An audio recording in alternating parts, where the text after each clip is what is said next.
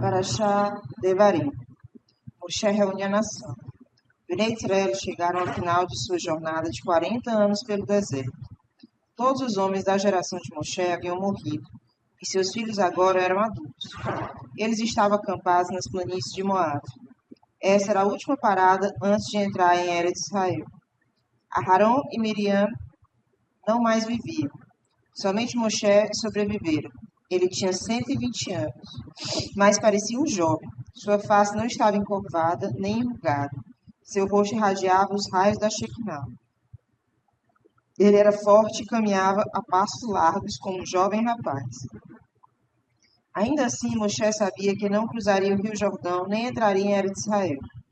Devo falar a Bnei Israel uma última vez, ele pensou. Repetirei a Torá e as mitzvot para eles, e me certificarei de que aprenderam tudo muito bem.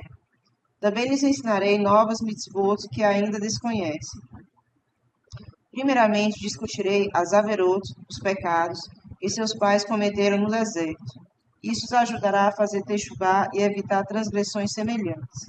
Sabendo que estou próximo da morte, eles com certeza me ouvirão e não se rebelarão. No primeiro dia de Shevat de 2488, 36 dias antes de sua morte, Moshe anunciou: todos os Bnei Israel devem se reunir e escutar minhas palavras. Porque Moshe quis que cada judeu ouvisse seu discurso, ele pensou: se alguém não estiver presente agora e mais tarde ouvir minhas palavras de outros, ele pode discordar de certos aspectos. De jeito nenhum isso pode acontecer. Que todo mundo esteja presente agora e ouça o que eu tenho a dizer. Se alguém achar que estou errado, ele poderá se manifestar e eu esclarecerei minhas palavras. Pode ser difícil de imaginar, mas o último discurso de Moshe durou 36 dias. A cada dia, Bnei Israel se reuniam e escutavam as palavras de Mussar, repreensão, de Moshe e seus ensinamentos. O livro de Devarim inteiro é um discurso de Moshe.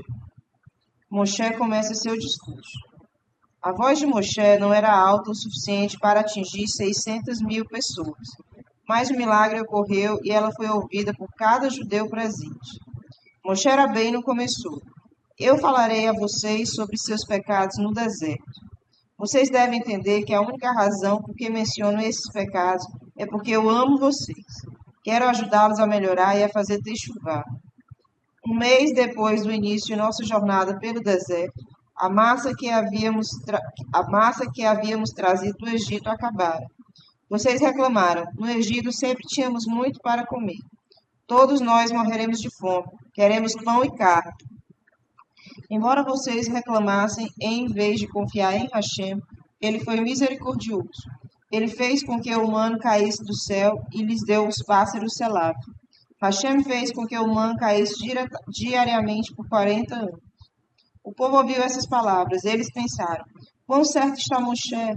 Nós não acreditamos em Hashem. Em vez de reclamar, deveríamos ter tido emuná. No futuro não reclamaremos, mesmo que as coisas estejam difíceis. Moshe esperou. Será que alguém argumentaria? Será que alguém o contradiria? Mas Bnei Israel permaneceram em silêncio. Eles concordaram com Moshe e fizeram techuvá. Isso é realmente surpreendente. Se estivéssemos lá, certamente teríamos falado: Moshe, não fomos nós quem reclamou da falta de comida. Foram nossos pais. O pecado relatado por Moshe acontecera 40 anos antes, no começo da jornada pelo deserto. Naquele tempo, a geração que agora ouviu Moshe, ou ainda não havia nascido, eram crianças pequenas. Mesmo assim, ninguém disse: a culpa não foi nossa. Isso mostra que a nova geração era de verdadeiros tzadikim. Grandes tzadikim se responsabilizaram até mesmo pelas transgressões de seus pais, como se fossem suas próprias. O povo estava envergonhado e fez techuvá pelos pecados de seus pais. Moshe continuou: vocês se lembram do que aconteceu nas planícies de Moabe? Bnei Israel abaixaram suas cabeças envergonhados. Eles recordaram o pecado em Shittim, nas planícies de Moabe, apenas alguns meses antes. Na maior parte, apenas os membros da Shevet Shimon pecaram com as filhas de Moabe. Eles também serviram ao ídolo Baal Peor. Os pecadores foram executados por Moshe e uma praga irrompeu. Ela somente cessou depois que Pinhas matou Zimri e rezou para Hashem. Os ouvintes fizeram techuvá, por isso também, muito embora eles não tivessem pecado, e os culpados já haviam morrido. Novamente a voz de Moshe se fez ouvir. Como vocês se comportaram às margens do Iansuf quando viram o exército de Faraó quase nos alcançando? Vocês se desesperaram.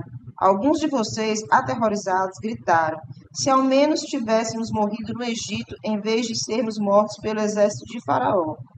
Mesmo depois de Hashem ter afundado o exército de Faraó, vocês não acreditaram nele. Vocês acharam que os egípcios haviam escapado do Yam Suf, da mesma forma que vocês. Para mostrar que vocês estavam errados, Hashem ordenou que o mar jogasse os corpos dos egípcios na margem. Somente então vocês acreditaram no milagre.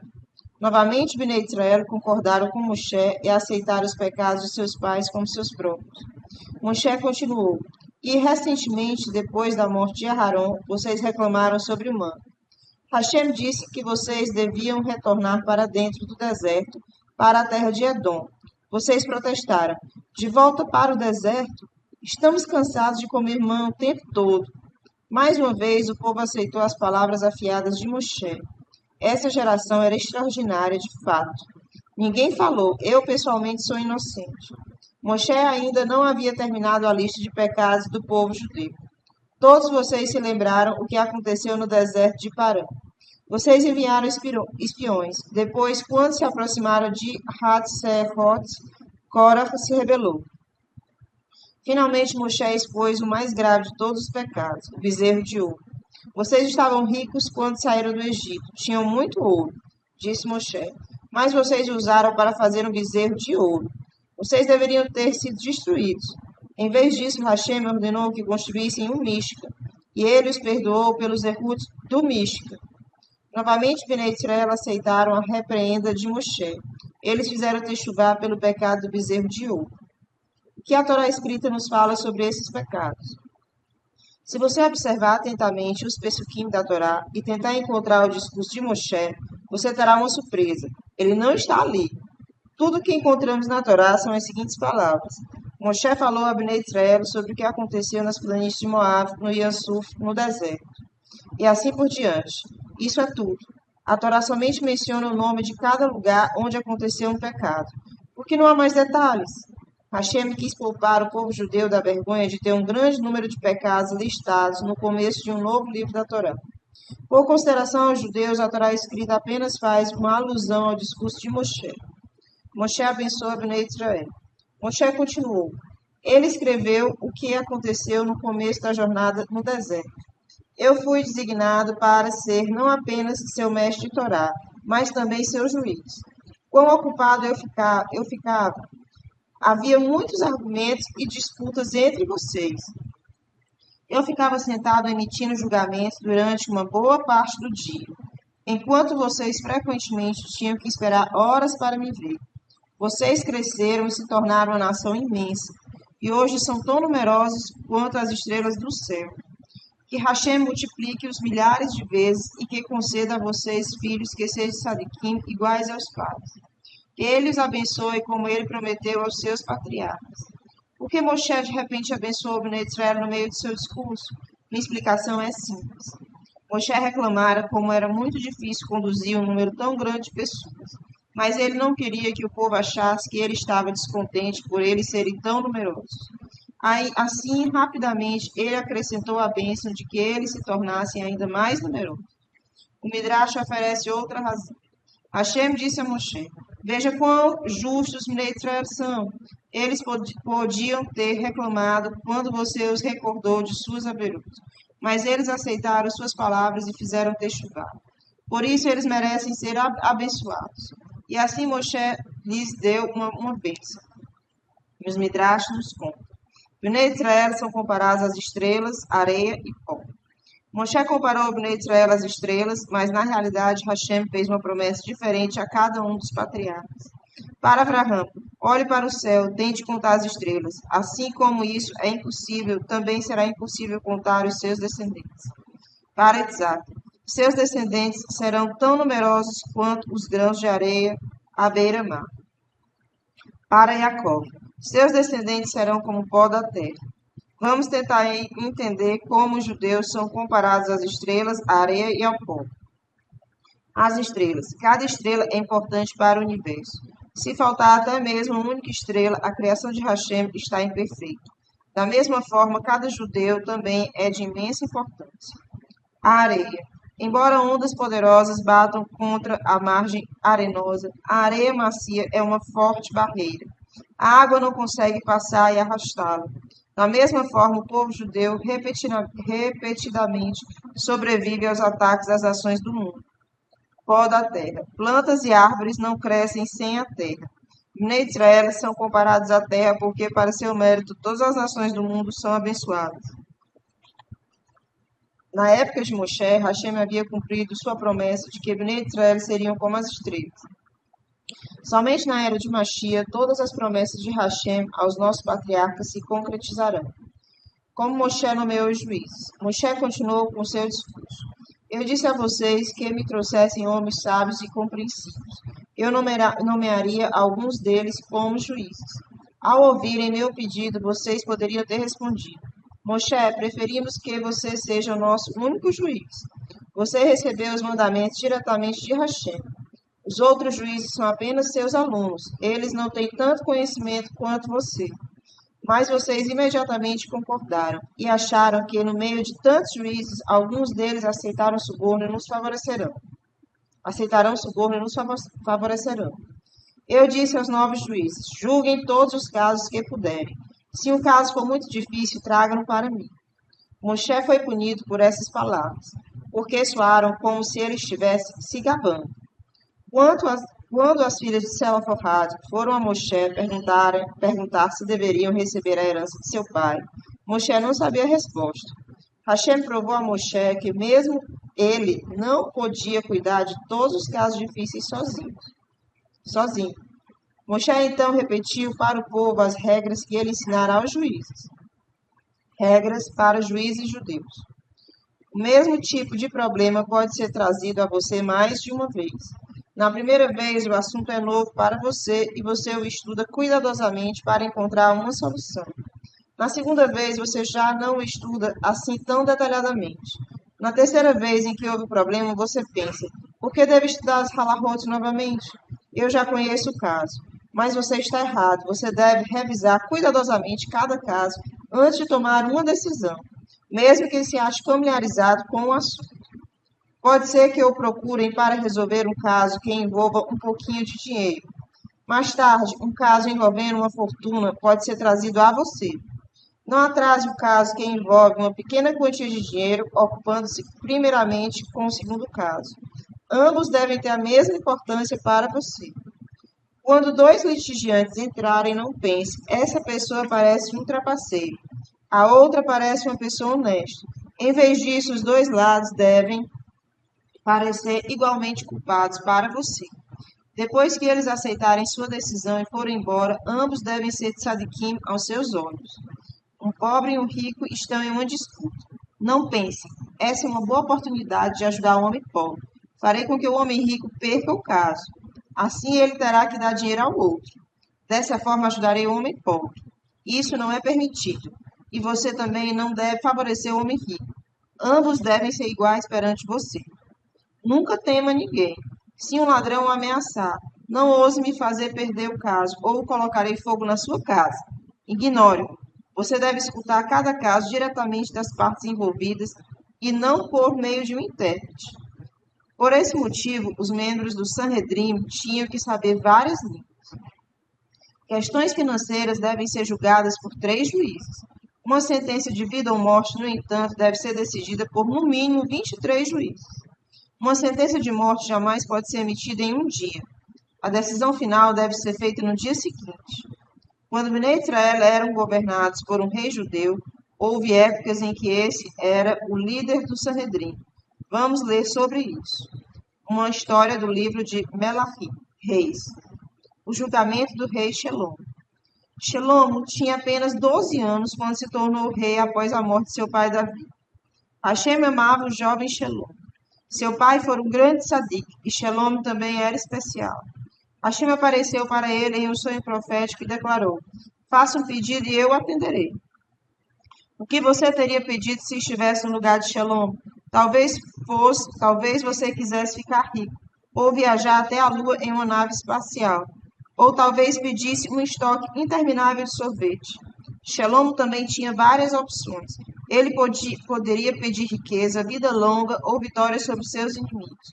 Mas o jovem Shalom era um sábio de Tzadik. Ele agradeceu. Hashem, por sua imensa bondade, em nomeá-lo rei. E então ele disse: Hashem, sou jovem e inexperiente. Sou responsável por liderar e julgar o povo judeu. Preciso de sua ajuda para fazer um bom trabalho. Por favor, Hashem, dê-me sabedoria e entendimento para tomar as decisões certas. Hashem ficou satisfeito com o pedido de Shalom. Ele era digno de ser rei. Ele compreendia totalmente as responsabilidades de um rei judeu. Hashem prometeu a Shalom: darei a você mais sabedoria e entendimento do que qualquer homem já teve ou jamais terá, com exceção de Mashiach. Uma vez que você não pediu riqueza e honra, eu também as darei a você. E se você cumprir bem as mitzvot da Torá, você também terá uma vida bem longa. Ao acordar, Shalom sabia que o seu sonho havia sido profético. Sua mente, de repente, começou a compreender coisas que jamais conseguira antes. O Midrash nos conta que Shalom era até capaz de entender a conversa dos pássaros e de outros animais. O rei Shalom agradeceu Hashem por seu maravilhoso presente.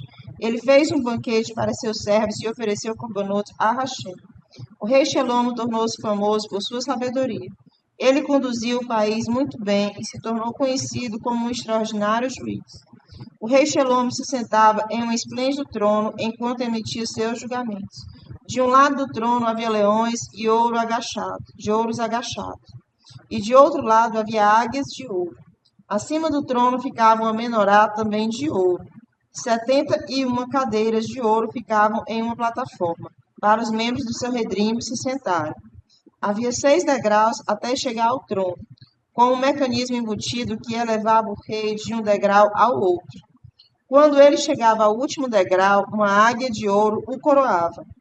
Uma pomba de ouro abria o Aharon, a arca, e trazia um Sefer Torá para Shalom, que ele sempre mantinha em sua mão. Um anunciador ficava de pé em frente ao trono. Quando o rei Shalom estava no primeiro degrau, ele gritava: não julgue incorretamente. No segundo degrau, não favoreça uma parte sobre a outra. No terceiro degrau, ele dizia: não aceite suborno. E assim por diante. Assim eram lembradas aos reis todos os mandamentos da Torá referentes a um julgamento honesto.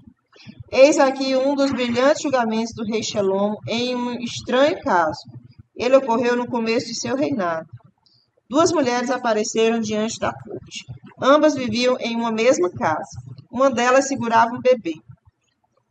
Essa mulher disse: o bebê recém-nascido da outra mulher morreu ontem à noite. Ela se levantou sorrateiramente enquanto eu dormia, colocou seu bebê morto nos meus braços e levou meu bebê para junto dela. De manhã, quando olhei para o bebê, vi que ele não era meu, era dela. Não é verdade, protestou a outra mulher. Tenho certeza de que o bebê vivo é meu, o morto é dela. Elas discutiam sem parar. Todos estavam muito agitados. Como Shalom poderia saber a verdade se não havia nenhuma testemunha? O rei então ordenou: traga-me uma espada. O que ele vai fazer com a espada? As pessoas começaram a se perguntar. A espada foi trazida. O rei Shalom ordenou a seu servo: como há apenas um bebê vivo e ambas as mães o querem, corte-o em 2. Cada uma ficará com metade do seu corpo. Os conselheiros de Shalom, que estavam perto dele, não acreditaram que ouviram. Ele deve estar louco, eles comentaram. É isso que acontece quando um rapaz tão jovem se torna um juiz? De repente, uma voz de uma mulher atravessou o salão. Não mate o bebê, entregue-o a outra mulher. Mas tenha piedade e não mate. Não, não, gritou a segunda mulher. Divida por igual. O bebê pertence à primeira mulher, o rei anunciou. Ela teve piedade dele, ela deve ser sua mãe verdadeira. Os conselheiros de Shalom agora entenderam sua sabedoria. Afortunada é a nação que tem ele como rei. Eles exclamaram. Uma voz celestial foi ouvida e confirmou. Ela é a verdadeira mãe. A história acima se encontra nos Pesukim do Tanar. O Midrash também dá exemplos da sabedoria de Shalom. O homem tinha 7 filhos. Um deles nasceu com 2 cabeças. Quando o pai morreu, os filhos quiseram dividir suas posses igualmente. O filho de 2 cabeças protestou.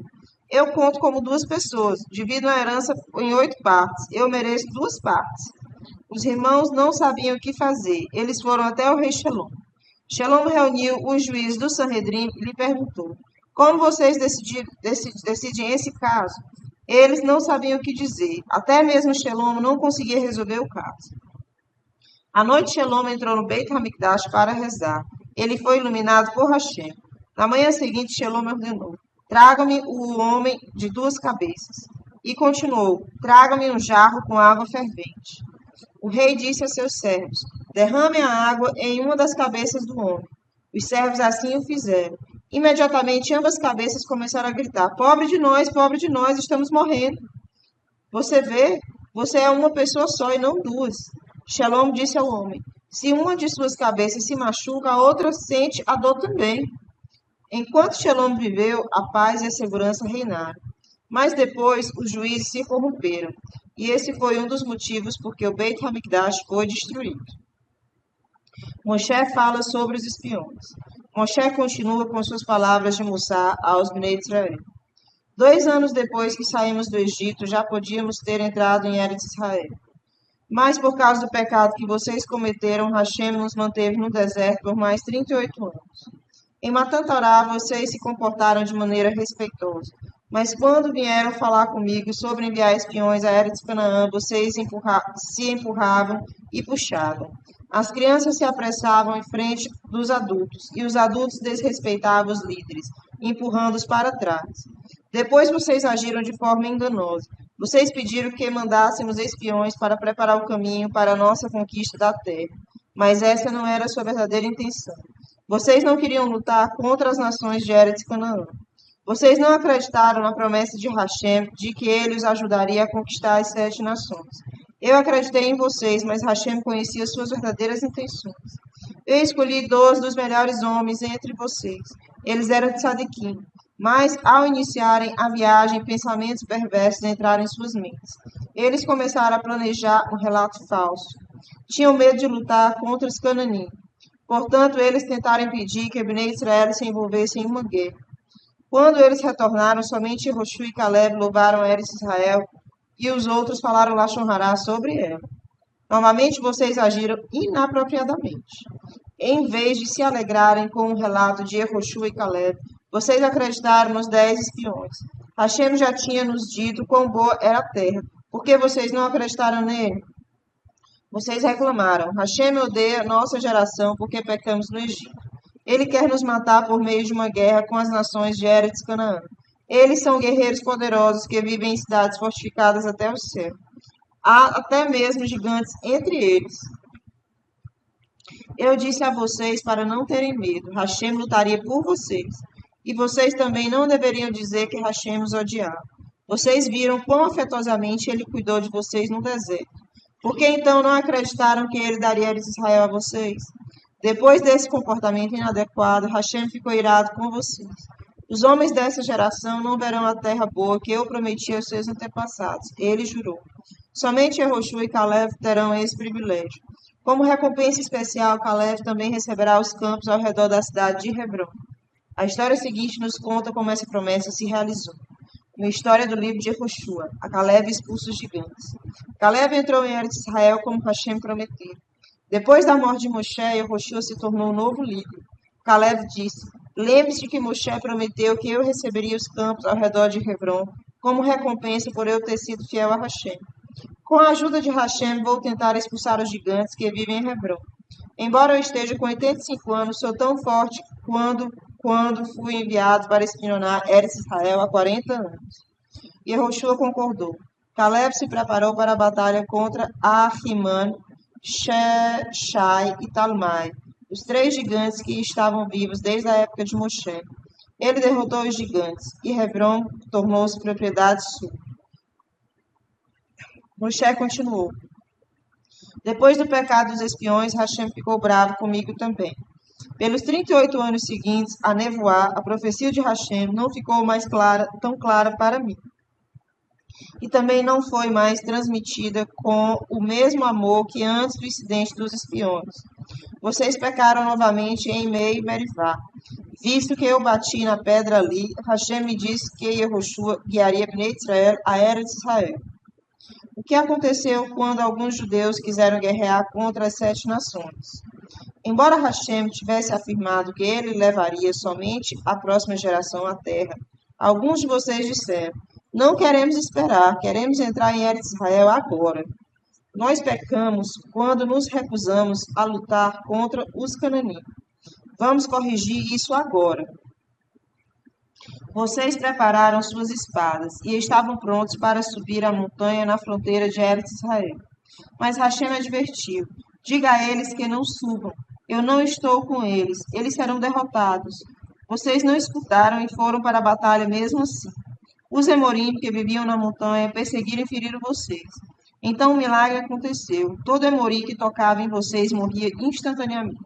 Isso mostrou que Hashem controlava a situação. Bnei Israel não conquistaram as 3 nações. Bnei Israel foram proibidos de conquistar as 3 nações que viviam na fronteira de Eretz Israel. As 3 nações eram Seir, onde viviam os descendentes de Esav. Outro nome para esse país é Edom. Número 2, Moab. Número 3, Amon. Por que Bnei Israel foram proibidos de conquistá-los? Bnei Israel e Seir, Edom. Moshe disse: no final de sua jornada, Hashem ordenou que vocês se dirigissem para o norte, em direção a Eretz Israel, e passassem pela terra de Seir. Hashem os advertiu: os descendentes de Esav são seus irmãos, não os ataquem, nem mesmo atravessem sua terra sem lhes pedir permissão. Se vocês quiserem comida ou água, paguem por elas. Eu dei a terra de Seir a Esav até a chegada de Mashiach. Hashem não deixou que os judeus conquistassem Seir, porque essa terra era a recompensa de Esav por honrar seu pai Isaac. O Midrash nos fala sobre honrar os pais. Os alunos de Rabi Eliezer Hagadol lhe perguntaram: quando uma pessoa deve honrar seus pais? Ele respondeu: vamos aprender de Dama ben Netina, que fazia parte da nobreza romana. Certa vez ele estava reunido com alguns nobres romanos. Sua mãe, que era doente mental, foi até o salão e bateu no filho na frente de todo mundo. Quão embaraçoso foi para ele, mas ele honrava tanto sua mãe que não falou. Pare, mãe. Ele apenas aguentou os golpes em silêncio. E quando o sapato de sua mãe caiu, ele ainda o levantou para ela.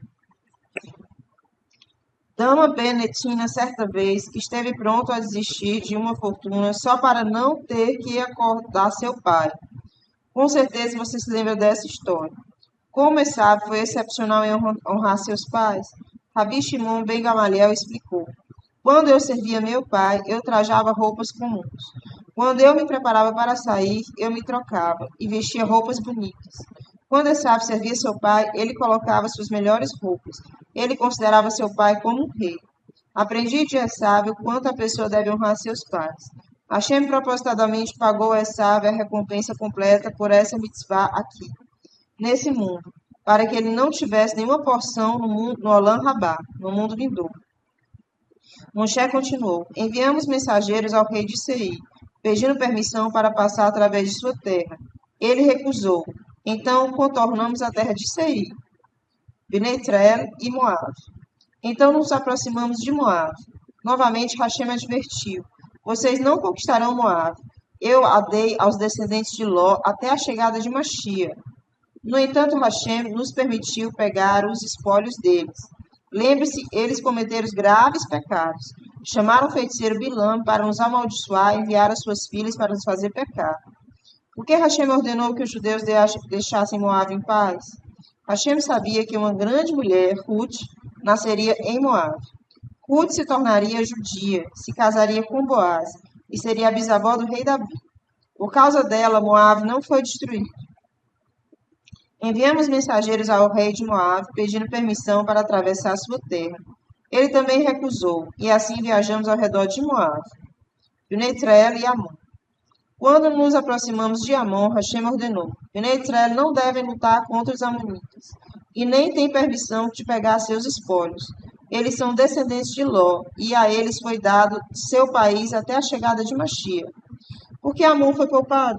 Hashem sabia que o povo de Amon vivia uma importante mulher, Naamá. Ela se tornaria judia e seria esposa do rei Shelom. Seu filho, Rehavam, seria rei após a morte de Shelom. Há um outro motivo por que Hashem proibiu a conquista de Moab e Amon. Hashem os poupou como recompensa pelo silêncio de Ló. Qual foi o zerut de Ló? O mérito de Ló? Ló sabia a verdade quando Abraão viajou para o Egito e fingiu que Sara era sua irmã. Ló podia ter contado ao faraó que Sara era esposa de Abraão. Você sabe o que aconteceria a Abraão? Faraó o teria matado para ficar com Sara. Isso era o que os reis não-judeus faziam. A fim de poderem tomar para si uma mulher casada, eles mandavam matar seus maridos. Quando Ló manteve-se quieto, ele salvou a vida de Abraão. Como recompensa, Hashem poupou as vidas de seus descendentes, os Moabim e os Amonim. Porque Moshe relembrou aos judeus que Hashem os proibira de conquistar Seir, Amon e Moab.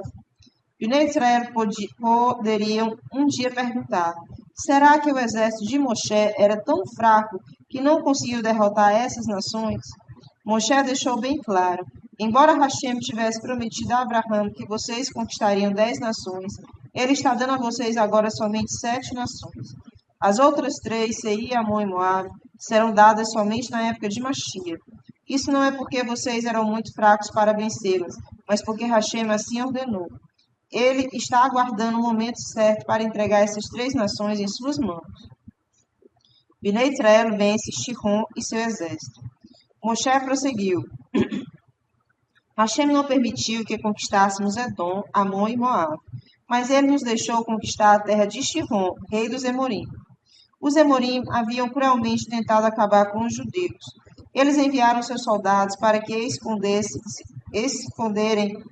escondessem-se nas cavernas das montanhas e atirarem em Bnei Israel, enquanto eles passavam por um estreito do vale Emorita. Bnei Israel teriam sido destruídos não fosse a ajuda de Hashem. Moshe disse: eu enviei mensageiros a Sihon pedindo: por favor, deixe-nos passar por sua terra. Se precisarmos de comida, pagaremos por ela. Sihon se recusou a nos deixar passar.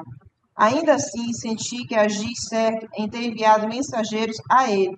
Eu aprendi de Hashem que você deve dar uma chance até mesmo a um rachado. Sihon mobilizou o seu exército. Ele saiu da capital e marchou em direção ao ataque. Esta foi uma bondade especial de Hashem. A capital de Sihon era uma cidade muito bem fortificada. Seria bastante difícil conquistá-la. Nós não tivemos que lutar contra diversos grupos de soldados espalhados em diversos lugares. Todo o exército estava reunido, portanto capturamos rapidamente. Nós abatemos Sihon, o poderoso gigante, e seu filho. Dessa forma conquistamos a terra dos Emorim. A queda de Og. O gigante Og era meio-irmão de Sihon. Ele governava sobre o reino Emorita de Baxã. Mas quem era Og? Midrash nos conta. Como Og sobreviveu até a época de Moshe. Todos os poderosos gigantes que viveram na época de Noa se afogaram no grande dilúvio. Somente Og sobreviveu.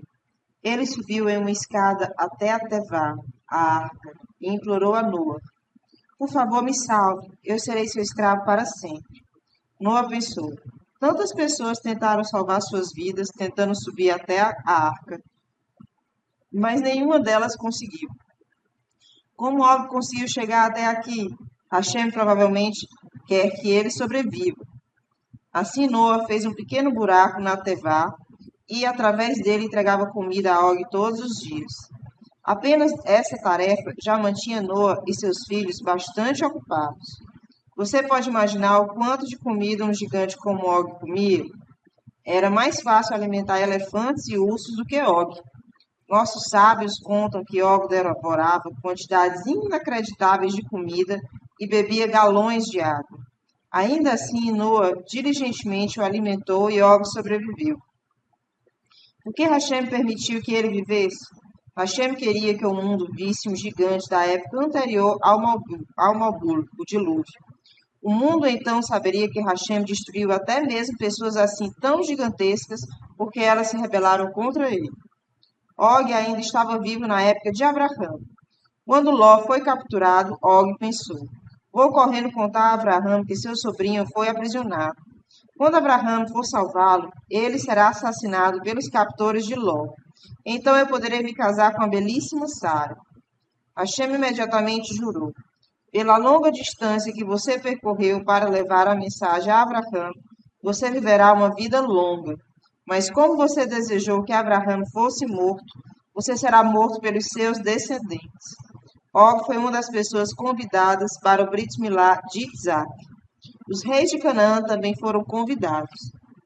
Veja só, os reis disseram a Og: você sempre chamou Abraão de mula, afirmando que ele é como uma mula, que não pode ter filhos. Mas olhe, ele agora tem um filho, Isaac. Og olhou para o bebê de Abraão. Naquela época, os bebês já nasciam tão grandes que até mesmo os recém-nascidos necessitavam de uma cama de adulto. Isaac foi o primeiro bebê a nascer pequenininho e frágil, como os nossos bebês hoje em dia. Esse bebê é tão pequeno que precisa de um berço, zombou Og. Eu poderia matá-lo com um dedo. É assim que você fala do filho que dei a Abraão? Hashem disse: você viverá para ver dezenas de milhares de descendentes desse pequeno bebê, e você cairá nas mãos deles. Quando Jacob chegou ao Egito, Og estava visitando Faraó. O faraó disse a Og: você sempre disse que Abraão jamais teria filhos. Mas aqui está o neto de Abraão, Jacó, e ele trouxe 70 dos descendentes de Abraão com ele. Og ficou muito zangado. Ele deu a Inará uma olhada em Jacó e desejou que ele e todos os seus descendentes morressem. Seu Rachá, disse Hashem, por que você lhe deseja mal? No final, você quer que será destruído. Moshe contou a história. Og se tornou rei de Baxã. Quando ele soube que conquistamos Sihon, ele preparou seu exército para a guerra. Nós nos aproximamos de Edrei, a cidade fortificada de Og. Acampamos ali durante a noite e nos preparamos para entrar na cidade pela manhã. Hashem me disse: veja Og sentado na muralha. Ele era tão imenso que, quando se sentava no topo da muralha, seus pés tocavam o chão. Eu fiquei com medo e pensei: esse é o Rachá que debochou de Abraão e Sara. Ele disse que eles eram como árvores próximas da água que não dão frutos. Não tenha medo dele, Hashem me disse. Og pegou uma pedra enorme e atirou contra nós, mas Hashem fez com que ela se despedaçasse. Enquanto isso, eu peguei um machado e o atingi no calcanhar, e ele caiu para trás e morreu. Nós lutamos contra o exército de Og. Hashem fez o sol permanecer parado no céu até a batalha acabar. O mundo inteiro ouviu sobre essa guerra.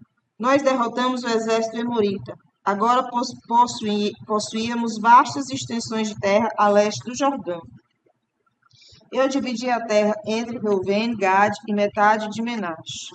Então eu ordenei: embora vocês já tenham recebido sua porção, vocês devem acompanhar Bnei Israel até Eretz Israel e ajudá-los na luta.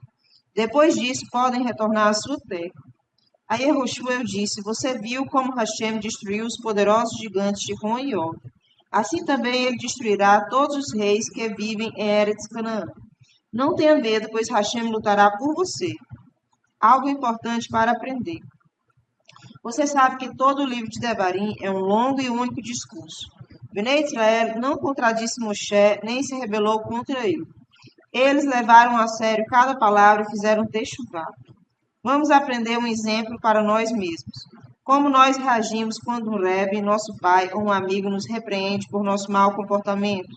Isso nunca é agradável. Algumas vezes podemos negar que fizemos algo errado. Outras podemos justificar nossos atos com desculpas do tipo: eu fiz uma coisa pequena sem importância. Por que criar tanta confusão? Ou eu fiz isso por engano. Por que estou sendo repreendido? Ou isso não é justo. Os outros, o resto da classe, a família, etc., também se comportaram mal. Ou eu estava quieto, por que devo ser castigado pelos erros dos outros? É normal e natural ouvir um mussar, uma reprimenda, tentar livrar-se da culpa e não se preocupar. Nessa paraxá, nós aprendemos que há um caminho melhor. Existe um passuco em Mishlei 9:8. Não dê mussar um tolo, ou ele odiará você. Dê mussar uma pessoa sábia, e ela amará você. que isso significa? Um tolo odeia todo aquele que lhe diz que está errado. Ele não está interessado em se melhorar. Ele quer agir da maneira que mais lhe agrada. A pessoa sábia pensa: Hashem trouxe-me a esse mundo para um propósito, que eu me torne uma pessoa melhor. Que eu aceite então a ajuda dos outros para conseguir isso. A pessoa sábia escuta, agradecida, um mussar. Ela tenta se melhorar, mesmo que o que tenha feito não seja algo muito sério ou que ela não tenha sido a maior culpada. Nossos sábios chamam a geração de Moshe uma geração sábia. Eles ficaram envergonhados de seus pecados quando estes lhes foram expostos. Eles entenderam que Moshe falou Mussar porque os amava e estava preocupado com eles. Nós também devemos compreender que quando o Rebbe ou nossos pais nos repreendem, eles fazem isso para o nosso bem. Isso fará com que aceitemos mais facilmente suas palavras. Hashem nos disse: o Mussar de Moshe é tão querido para mim como todas as outras mitzvot que eu dei a Bnei Israel.